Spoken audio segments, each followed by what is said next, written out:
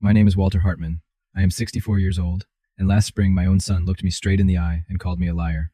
I had given him $80,000 to save his business, nearly every cent of the retirement money my wife and I had spent decades building. And when Diane needed surgery, when I finally asked him to give that money back, he laughed in a room full of people and said, "Good luck proving it, old man." I sat there while my family watched. Some of them looked away, some of them believed him, but Brandon forgot something about the man who raised him. He forgot the same thing that built our house, paid our bills, and kept our family steady for 40 years. I keep everything in writing. It started 2 autumns ago, late at night, when the phone rang at 11:40. No good news comes at that hour. I knew that before I even picked up. It was Brandon, my son. His voice was thin and shaking, the way it used to sound when he was 9 and fell off the garage roof and broke his arm. He said he was in trouble. I sat up in the dark, and Diane stirred beside me as I asked what kind of trouble he meant. It was his store. The bank was calling the loan. They were going to take everything. I turned on the lamp and tried to make him slow down. My boy had opened a furniture store when he was 30, and I had been proud of him for it.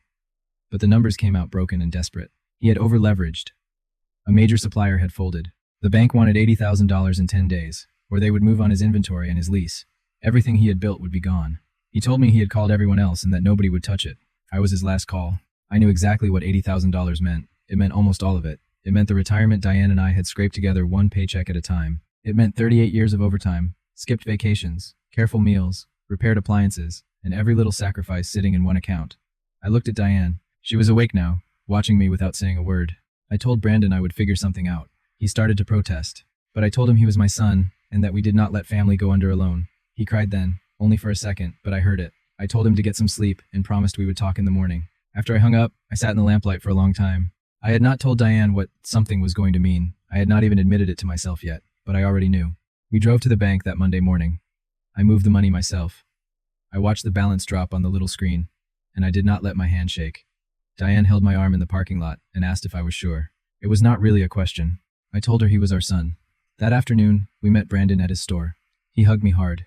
He said he would never forget it. He said he would pay back every dime. I believed him. A part of me still believes that the man crying in that store meant it when he said it. Then I took the paper out of my jacket. I had typed it up that morning. It was a simple loan agreement. The amount, the repayment schedule, 5 years, and a small interest rate. Just enough to satisfy the rules because money lent to family still had to be handled properly. I had looked it up. Brandon stared at the paper as if I had handed him something poisonous. He said, "Dad, come on, it's me." I told him I knew it was him. He asked if I did not trust my own child. I told him it was not about trust. I slid a pen across the counter and explained that if tax people ever looked at $80,000 moving around, that agreement protected him as much as it protected me. He laughed, shook his head, and said, "You and your paperwork." I told him my paperwork had kept the lights on for 30 years. He signed it, still laughing, with 2 quick scrawls, the same loose signature he had used since high school. I signed under him. I folded the paper and put it back in my jacket. He grinned and asked if I was happy now, like I was some fussy accountant. I told him I was happy. Then I drove home and put the agreement in the tin box where I keep the things that matter. Birth certificates, the deed, Diane's mother's ring. Neither of us knew, standing in that store, how much those 2 scrawls would end up being worth. My sister Ruth happened to be at the house the day I finalized the agreement. She had stopped by to drop off a casserole, the way she does when she is worried but does not want to say so directly. She found me at the kitchen table with the agreement, a calculator, and my reading glasses pushed down my nose. She asked what all of it was. I told her it was a loan to Brandon for the store. Ruth taught school for 30 years, and she does not miss much. She read over my shoulder and noticed the interest rate, the repayment schedule, the details. She said that I either did things right or I did not do them at all. Then she watched me sign and date the bottom. After that, she picked up the pen herself and told me I would want a witness on a thing like that. I told her it was family. She said family was exactly when a person needed one. She signed in the corner in neat schoolteacher handwriting and wrote the date beside it. I remember thinking she was being dramatic. I even remember being a little embarrassed. $80,000 to my own son. Treated like a courthouse matter. I told her Brandon was going to be fine and that the store was a good store. She said she was sure it was. Then she slid the casserole into the fridge and told me paper was not about someone being bad. Paper was about people forgetting. Even good people forget. I laughed it off. I told her Brandon would never forget what I had done for him. Ruth gave me a long look, the kind that says she hopes I am right but doubts it a little. I put the agreement in the tin box and set the box back on the top shelf of the bedroom closet, where it had lived for 20 years. Then I did not think about it for a long time. I had no reason to. That is the thing about doing something right. You forget you did it until the day you are grateful you did. That night I told Diane the whole truth, not only that I had helped Brandon, but how much and where the money came from. She stood quiet for a moment at the kitchen sink. Then she dried her hands and sat down across from me. She asked if it was all of it. I told her it was most of it. We still had the house. My pension would cover the bills. Then she asked what happened if one of us got sick. I did not have a good answer, so I gave her the only one I had. I told her we would handle it the way we handled everything, together. Diane is not a woman who panics. She raised our boy on a tight budget and stretched every dollar until it nearly cried. She knew exactly what we had just done. Finally, she said Brandon was our only child and that she would have done the same. She told me he would pay it back. 5 years. It was written down. She almost smiled when she said, of course it was written down, because I had probably saved a grocery list from 1,991. We laughed, but it was a thin kind of laughter. The next morning, we sat with our budget. We cut the cable, we cut the trips to see Diane's cousin in Florida. I picked up small cash jobs, building decks and cabinets for neighbors just to keep a little extra coming in. It was not hard exactly. We had been poor before. But there is a difference between being young and broke with your whole life ahead of you and being 60 and watching your safety net disappear into someone else's emergency. We told ourselves we would get it back. 5 years, and the cushion would be whole again. We would be fine. We had no idea, sitting at that kitchen table, what asking for it back would cost us, or how long we would have to wait to understand the price. The money worked. That part still gets me. Within a year, Brandon's store did more than survive. It took off. He renegotiated with new suppliers, redid the showroom, and started selling to designers in the city an hour away. My son had real talent. I will never take that away from him. He did not pay anything back that first year, and I did not push. The agreement gave him room, and I wanted him to get his feet under him before I asked for a cent. But the Brandon who came out the other side was not quite the same Brandon who had cried on the phone at midnight. First came the new truck, a big one. The kind that cost more than my first house. Then came a bigger house for him and Vanessa out by the golf course. A new watch. A new way of talking. That summer, Diane and I went to a backyard barbecue at his place. It was a nice spread, full of important-looking people.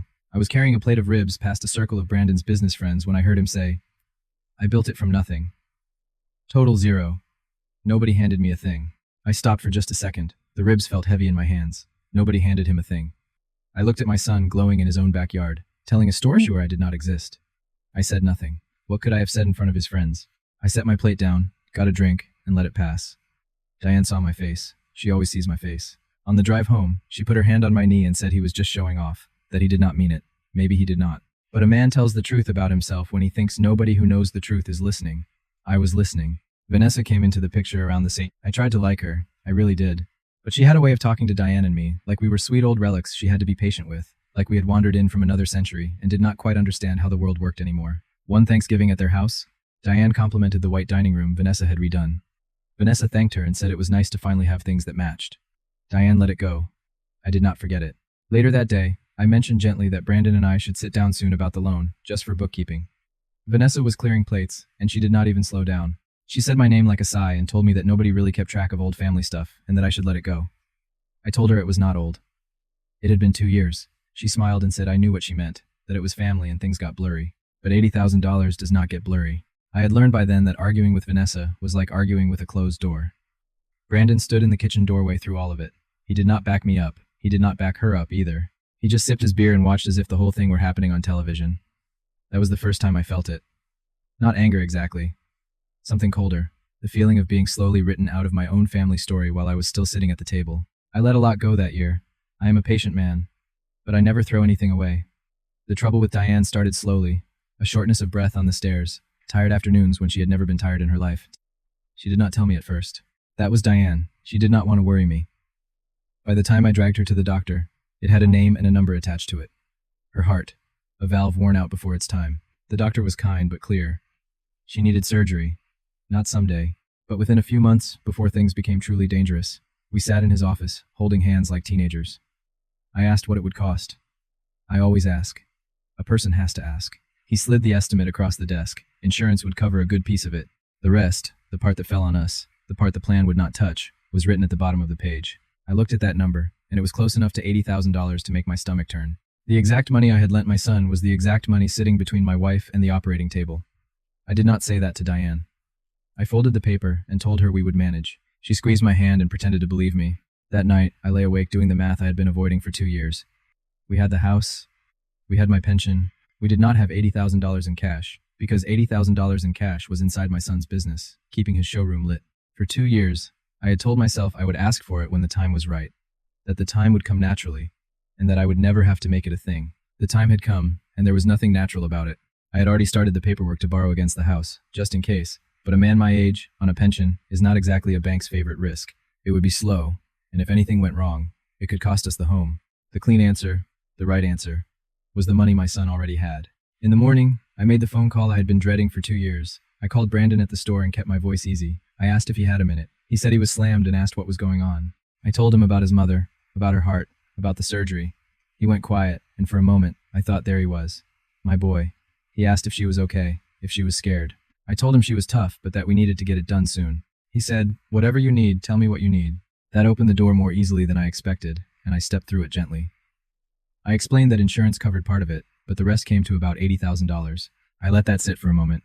Then I told him I needed the loan back, the money for the store, because that would cover it. The line went quiet, but it was a different kind of quiet. He repeated, "The store money." I said yes. He said that had been a while ago. I told him it had been 2 years and that I had never pushed, but I needed it now for his mother. Then his words sped up and got slippery. He said things were tight right now, that they were expanding, that cash was moving, and that he would look at it and see where things stood. I asked how long. He said he would get back to me that week and promised. I reminded him that this was his mother. He said he knew and that he heard me. Then he hung up before I could answer. I sat there with the phone in my hand. He had said all the right words. He had asked if she was scared. He had promised. But underneath that promise was a sound I had heard in salesmen and never once in my own son. It was the sound of a man already looking for the exit. I told myself I was being unfair. He was busy. He would call. 3 weeks went by. He did not call. I called again. 3 weeks of silence does something to a father. This time Vanessa answered Brandon's phone. She said he was driving and that she could pass along a message. I told her it was about the loan, about Diane's surgery. There was a pause. I could hear her choosing her words like she was picking tile. She said she had to be honest with me, that she and Brandon had talked, and that they did not really think of that money as a loan. My grip tightened on the phone. I told her it was a loan. She said it was a gift, a father helping his son, and that was how they had always understood it. Her voice was warm and terrible. Then she said that using Diane's health to come after money now felt a little manipulative. I stopped her before she could dress that word up any further. I told her not to use that word about me. She said she was only saying how it looked. Then Brandon came on the line. He had been there the whole time. Of course he had. He told me to listen. He said that money had been a gift and that I had never made him sign anything serious. The room seemed to tilt around me. I told him I had made him sign a loan agreement at his store and that he had signed it. He laughed, light and easy, like I had said something cute. He told me he did not remember signing anything and that I was thinking of something. Then he said I got things mixed up sometimes and that it was okay. There it was. The story they had decided on. Not that I was lying. That I was old. Confused. A man whose memory could not be trusted. Easier to pity than to repay. I told him my memory was just fine. He said, "Sure it is," and told me to tell his mother he loved her. Then the line went dead. I stood in my kitchen at 64 years old and understood for the first time that my son had decided to take from me, and he thought he could get away with it. For one day, I let the anger sit. I am not a man who acts hot. My father taught me that nothing good is ever decided angry.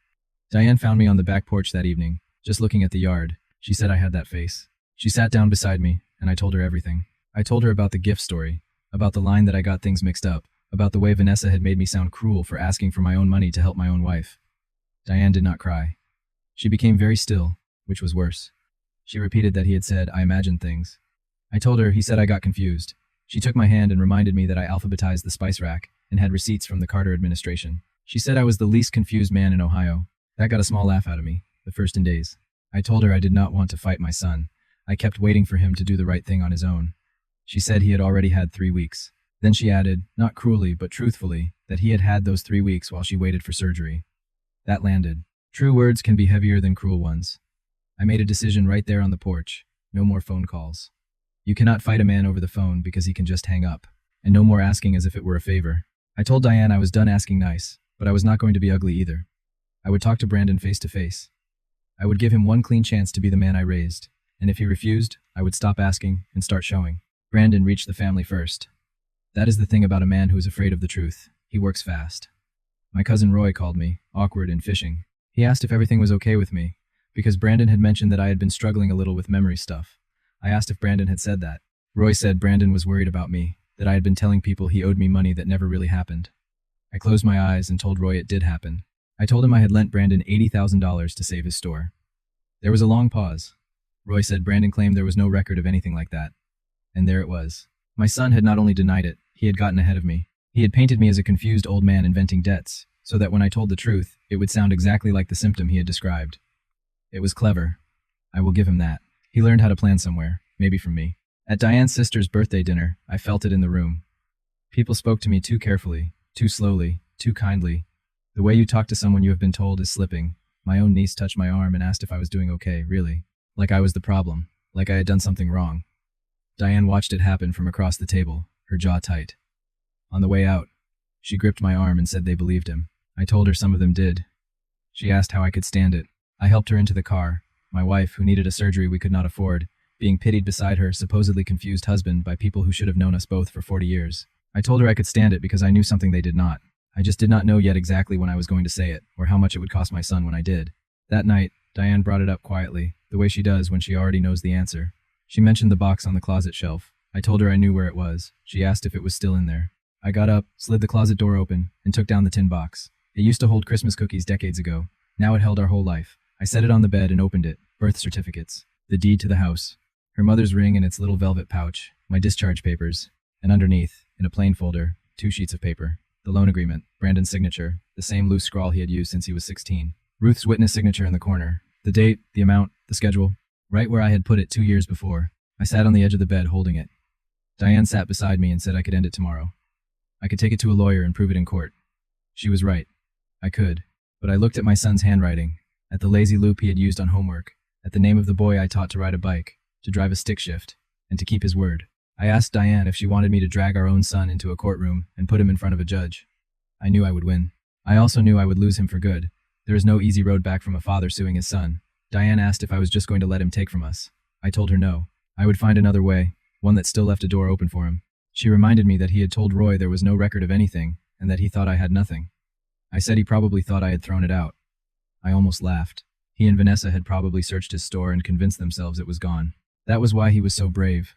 But if he kept being brave, then once I put that paper on a table, I would not be able to take it back. Whatever happened after that would happen to him in front of people. I closed the folder and told Diane I wanted to give him one more chance to choose right before I made the choice for him. A man should get the chance to surprise you. I put the box back on the shelf, but I did not push it all the way to the back. I left it where I could reach it. The reason Brandon could not simply pay me back came from Ruth. She had run into an old friend whose son worked in commercial lending in the city. Small towns talk. The friend mentioned, without knowing the connection, that the Hartman furniture business was raising money for a second location. Big plans. Outside investors. Ruth came straight to my house and sat at my kitchen table, the same table where the agreement had been written. She told me Brandon was bringing in investors for store number 2, and the way she had heard it, he had shown them $80,000 of his own capital, money he had put in himself to prove he had skin in the game. I set down my coffee, his own capital. That was how he had pitched it, founder's money. The pieces clicked into place, cold and clean. The $80,000 he had never paid back was not just sitting there because he was tight on cash. He had written it into his business as his own investment. On paper, to strangers with checkbooks, that money proved that Brandon Hartman was a self-made man who had bet on himself. If he admitted it was a loan from his father, an unpaid one, the whole picture cracked. His capital was not his. His self-made story was not true. And the investors he was courting would want to know what else he had shaded. That was why it had to be a gift. That was why I had to be confused. It had never been about the money being hard to find. It was about what the truth would do to him if it ever stood up in a room full of people he was trying to impress. I told Ruth he was not protecting his cash. He was protecting a story. Ruth nodded and asked what happened to that story if someone told the truth at the wrong moment. The invitation came on heavy cream-colored cardstock with gold lettering. Vanessa's Taste, paid for with my retirement, grand opening, Hartman Home, second location. Cocktails, hors d'oeuvres, a ribbon cutting. Investors and partners welcome. The local paper would be sending someone. And at the bottom, in Brandon's handwriting, was a note. Dad, Mom, come celebrate with us. Couldn't have done it without family. Diane read it twice. Couldn't have done it without family. She said he had the nerve to write that. I told her he did not think we would come. She looked at me, and I turned the card over in my hands. I explained that if we showed up smiling at his big night, it would make his story look true. It would show the old folks were fine, maybe just a little mixed up, no hard feelings. And if we did not come, then we would look bitter, unable to be happy for him. It was a clever little trap. He had invited us because he was sure I would never make a scene in front of investors and a reporter. He was sure that a room full of important people was the one place I would keep my mouth shut. He had built a stage, sent his supposedly confused old father a front row seat, and counted on me being too polite, too proud, or too tired to use it. I looked at that card for a long time. Then I told Diane we were going. She studied my face. I told her I was not going there to fight him. I was going to give him one last clean chance before all those people to do right by his mother. Privately, quietly. Diane asked what happened if he did not take it. I thought about the tin box sitting where I could reach it. Then I told her he would have chosen the room himself, not me. That night, I took the folder out and put it in my good jacket. Diane did not sleep well the week before the opening. I would wake and find her side of the bed empty, then find her at the kitchen table with tea gone cold. One night, she told me she kept seeing it go wrong. She saw me standing up in that beautiful room while Brandon humiliated me in front of everyone. and she would have to watch. I told her that might happen. She asked why we were going. I sat down across from her at the same table where I had signed the loan and where Ruth had witnessed it. I told her I was not going there to win. I was going there to give him a door. I would pull him aside quietly before anything started. I would tell him I needed the money for her surgery. I would give him every chance to say yes like a son. She asked about the folder in my jacket. I told her it would stay in my jacket unless he forced it out. She reached across and held my hand. Her hands were thinner than they used to be. The sickness was taking pieces of her quietly while we argued over money. She asked what if I was wrong about him? What if there was nothing good left to reach?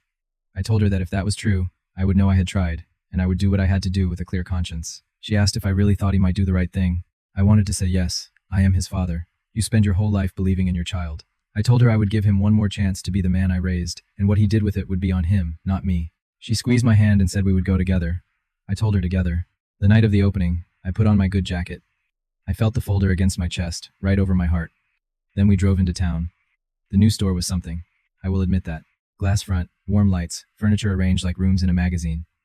A banner over the door said Hartman Home, my name on a building I helped pay for, while the world believed my son had built it alone. Inside, it was wall-to-wall people, waiters with trays, a woman from the paper with a camera around her neck, men in good suits who looked like money, standing in little clusters with glasses of wine. Brandon worked the room like he had been born for it. Handshakes, that big laugh. Vanessa on his arm in a red dress, glittering. He saw us come in. For half a second, something crossed his face. Then he smiled and came over.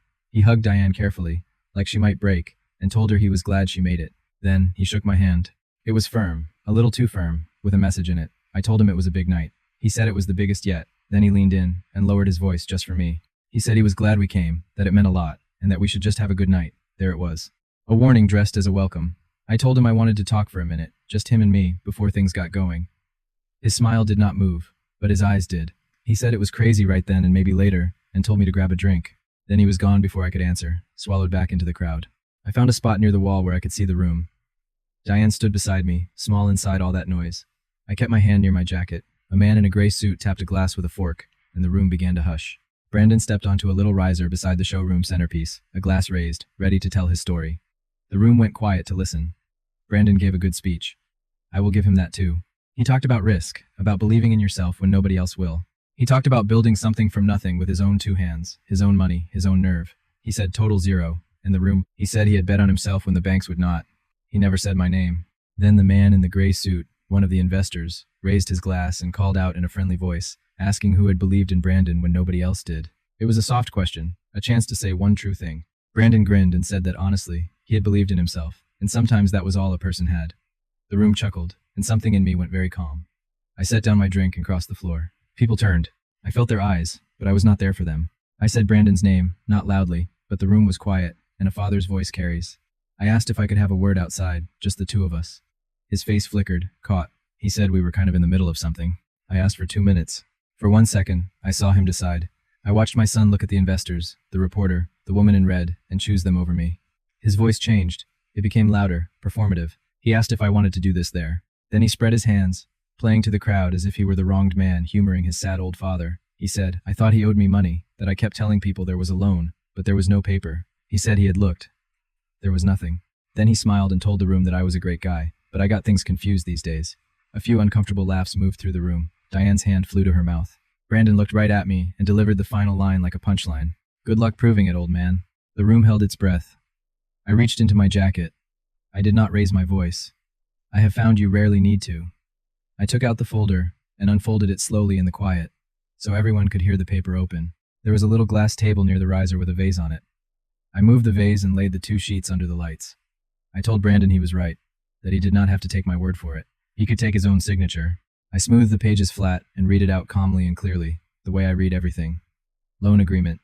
$80,000 from Walter Hartman to Brandon Hartman. Repayment over 5 years. Signed, Brandon Hartman. I looked up and told him that was his hand, the same one he had just used to sign the guest book at the door.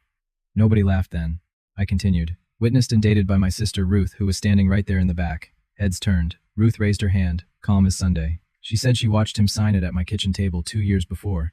Brandon's mouth opened, but nothing came out. The man in the gray suit set down his glass and stepped closer to the little table. He bent down and looked at the pages. I watched him read. I watched him understand. He said quietly that the document said $80,000, and that it was a loan. I told him it did. Then he looked up at Brandon and asked about the $80,000 in founder's capital. The skin in the game. He asked if that had been a loan from Brandon's father that Brandon had not repaid. Vanessa went white in her red dress. Brandon looked at the paper, at his own signature sitting under the lights in front of every person whose opinion he had traded his father for. All he said was, "Dad." The word cracked in half. Then the room changed all at once. You could feel it move. Sullivan, the investor in the gray suit, straightened up and looked at his two partners across the room. Some silent thing passed between them. The kind of look money people give each other when a deal starts to smell wrong. Sullivan asked Brandon if, when he showed them his capital contribution, his own money invested, it had been this. Brandon said it was complicated. Sullivan told him it was a yes or no question. Brandon's eyes darted to Vanessa, to the reporter writing fast now, then to the door. There was nowhere he could look that would help him. He said he had been going to pay it back. It sounded weak, like a boy's excuse in a man's suit. Sullivan said that was not what he had asked. His voice was even. He said Brandon had represented borrowed money as his own equity to them in writing. Murmurs moved around the room like wind through wheat. A partner near the bar muttered something and set his glass down hard. The woman from the paper looked up, and I saw her understand that she had come for a ribbon cutting and found a different story. Vanessa stepped to Brandon's side and announced, bright and brittle, that this was a family misunderstanding. She said my name and told me it was inappropriate. Sullivan did not even look at her. He simply said, "Please." She stopped like she had walked into glass. I had not said a word through any of that. I did not need to. I had put the truth on the table, and the truth was doing its own work. That is the thing nobody tells you. You do not have to destroy a lie. You only have to stop protecting it and let everyone else see what you have been seeing all along. Brandon stood on his little riser above the room, with nowhere left to stand. He looked at me, and for the first time in 2 years, he was not laughing. I could have let him sink right there. Part of me wanted to. Instead, I picked up the 2 pages, folded them slowly, and put them back in my jacket. The room watched me do it. I told him I had not come there to ruin my son. I wanted everyone to hear that. I had not come to embarrass him. Then I looked at Brandon, just him, and said I had come because his mother needed heart surgery, and the money to pay for it was the money I had lent him, the money he had spent 2 years pretending I imagined. Diane came up beside me, and I felt her hand find my sleeve. I told Brandon I had given him almost everything we had the night he called me crying. I never made him beg. I only asked him to keep his word. That was all I had ever asked. His eyes were wet now. The performance was gone. Underneath it, I could see the boy I knew. I told him I had kept my promise to him, and that even standing there, I was keeping it. I told him I kept my promises, even when he did not keep his. You could have heard a pin drop on that polished floor, Brandon said, "Dad," and his voice broke all the way through. He said he was sorry. So sorry. I told him sorry was a start. Then I took Diane's arm. I nodded once to Sullivan, who nodded back with something like respect in it. I nodded to Ruth. I told my wife we were going home because we had a surgery to schedule. We walked out through the crowd. People stepped back to let us pass. Nobody pitied me now. Nobody thought I was confused. Behind us, in the bright and beautiful store that carried our name, my son stood alone in the wreckage of the story he had told. The fallout came fast, the way it does once a lie loses its footing. Sullivan and his partners pulled out of the second location within the week. They sent Brandon a polite and final letter asking for an independent audit of his books before any further discussion. There would be no further discussion. Men like that do not invest in a story that has already cracked. The reporter did not run the puff piece about the local boy made good. The grand opening received only a tiny mention in the business section and nothing more. The legend Brandon had built, self-made man, founder, total zero, was quietly retired. You cannot keep telling a story everyone in town watched fall apart. I heard the second location lease went back on the market. Brandon had overextended for it, betting on investor money that was never coming. I did not celebrate any of it. I want to be honest about that. There is no joy in watching your child meet the result of his own choices. Diane and I drove home that night mostly in silence, both of us tired down to the bone. As we pulled into the driveway, she asked if it was over. I told her the lie was over, but I did not know about the rest. What I felt was not victory. It was the heavy, hollow quiet that comes after a storm finally passes. The damage is real. The danger is gone, but you are still standing in a yard full of branches, and someone you love is still hurt. I helped Diane inside, hung up my good jacket with the folder still in the pocket, and made us tea. We did not talk much. We did not need to. I was almost asleep when my phone lit up on the nightstand. A text from Brandon, 3 words, "Can we talk?" I read it twice. Then I set the phone down and decided to answer in the morning. He came to the house the next afternoon. Not a call. He drove out himself, which told me something. He stood on the porch like he was not sure he was allowed in. The big truck looked smaller in our driveway somehow. So did he. He asked if he could come in. I held the door open. Diane stayed in the kitchen, close enough to hear. Brandon sat at the table. That table. He put his hands flat on it and stared at them. After everything had fallen through, he said he did not have all of it right then, but he could get me $40,000 by Friday, and the rest within a couple of months. He said he would sell the truck and whatever else he had to. I said okay. He looked up, surprised, as if he had prepared for a fight. He asked if that was it. I told him that was what we had agreed to 2 years earlier. Money back for the loan. I was not asking for interest. I was not asking for a penny extra. I only wanted what was owed, enough for his mother's surgery. His face came apart then. He asked why I was being decent to him after what he had done. I thought about how to say it. I am not a man with a lot of words. I told him I was not doing this to win against him, and that I never had been. I put that paper on the table so the truth would stop being something people pitied me for. That was done now. I did not need to punish him on top of it. He said I should, that he deserved it. I told him maybe he did, but he needed to pay back what we agreed to. Not because I would sue him, but because it was who he should be. He nodded and wiped his face with the back of his hand, the way he did when he was a boy. From the kitchen doorway, Diane spoke for the first time. She said his name. He turned. She told him his father had just saved him twice, and not to make me do it a third time. Not everything mended. I will not pretend it did. Vanessa did not take the fall well. In her version of things, Brandon had humiliated her in front of everyone who mattered, dragged her into a scandal, and lost the deal that was supposed to lift them up. Their marriage had been built around the man she thought he was. The self-made man, the total zero success story. When that man turned out to be borrowed, something between them gave way. They separated before the year was out. I'm not glad about it, but I was not surprised either. You cannot build a life on a story and expect it to hold weight. The family came around more slowly. Roy called me, sheepish, and said he owed me an apology. He should have known better than to doubt me. I told him he should have, but I said it gently. My niece sent a card. People who had spoken to me too slowly and too kindly at that birthday dinner started talking to me normally again, like a man, like myself. It is a strange thing, getting your good name back. You do not realize how heavy it was to be thought a fool, until the weight lifts off.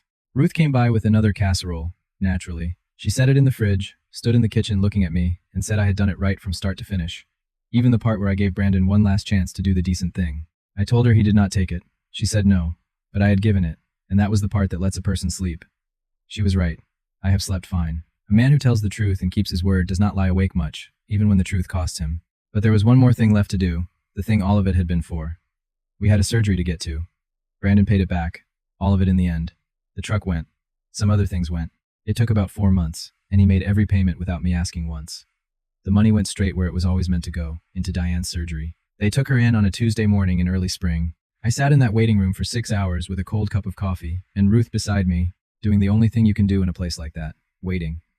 I prayed a little too, even though I have never been much for it. The surgeon came out near dark, and he was smiling before he reached me, which is exactly how you want a surgeon to come toward you. He said Diane did great. Strong heart, he said. The valve was repaired. She was going to be just fine.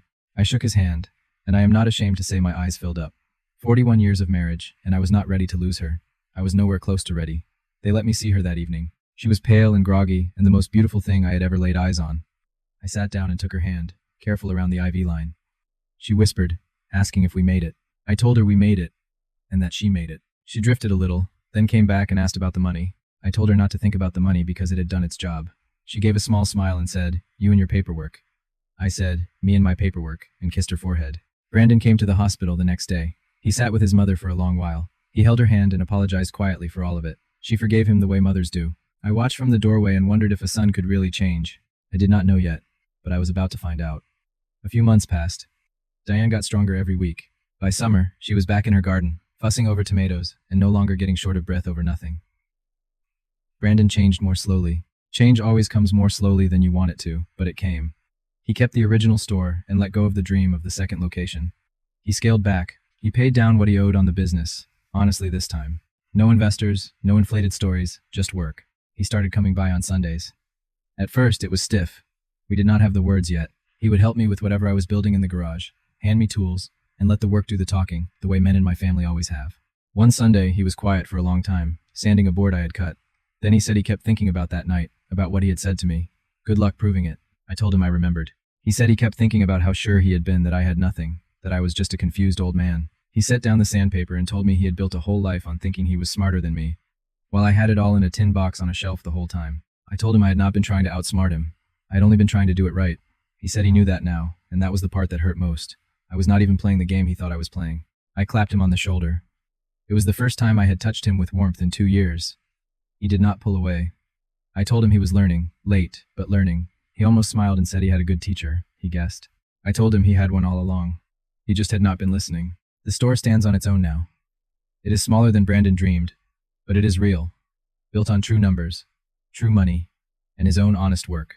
There is a kind of strength in that, one he did not have before, when everything was built on a story. Ruth still comes by with casseroles nobody asked for. She and Diane sit on the porch most warm evenings, talking about people they have known for 50 years. I sit with them sometimes and just listen. The family is whole again, mostly. Roy brings his grandkids around. The cousins who once looked at me sideways look at me square now. The thing about the truth coming out in public is that it cleans up in public too. Everyone who heard the lie heard the correction, all in the same room. The tin box went back on the closet shelf.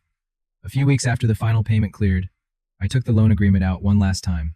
I sat at the kitchen table, that same table, and looked at Brandon's signature one more time, the lazy loop he had used since he was 16. Then I took a pen, and across the top, in my own hand, I put it back in the folder, back in the tin box, back on the shelf, not because I think I will ever need it again, but because it is a record, and I keep my records. 41 years of marriage, one son, one near disaster, one heart repaired, one debt paid in full, all of it written down somewhere in a hand somebody might read someday and understand what kind of people we tried to be. That is what the paper was always for. Not to trap anyone. To remember. To do things right, even when nobody is watching. Especially then. For a long time, I worried that I had done something cold that night, putting my own son's signature on a table in front of strangers and letting his world come apart while I stood there quiet. I have made my peace with it. Here is what I learned after 64 years and one very hard season. Being kind is not the same as being weak, and keeping a record is not the same as refusing to trust someone. I wrote that loan down because I loved my son, not because I doubted him. I did it right so that if the worst ever came, the truth would be there waiting, patient and undeniable. People will tell you family should not need paperwork, that love and a handshake ought to be enough. I used to half believe that myself. I do not anymore.